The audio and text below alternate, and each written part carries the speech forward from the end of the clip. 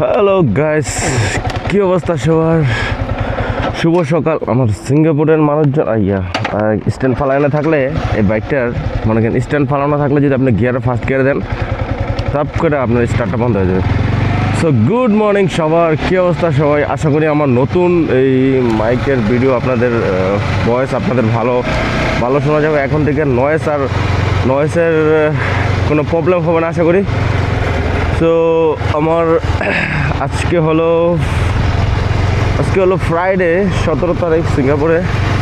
তো আমারও গাড়ির প্রায় তেল শেষ।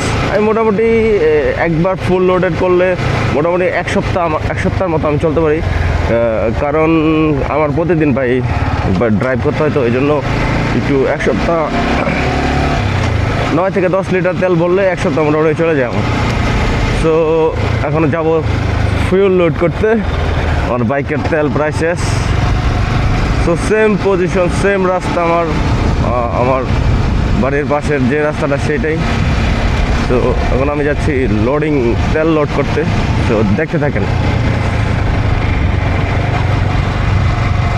আমাদের বাংলাদেশটা কবে এরকম হবে ভাই, সেই স্বপ্নই দেখি অনেক সময়। যে মনে হয় যে আমি ভিডিও করি যে বাংলাদেশে যে মানে যে সিস্টেমগুলো যে দেখেন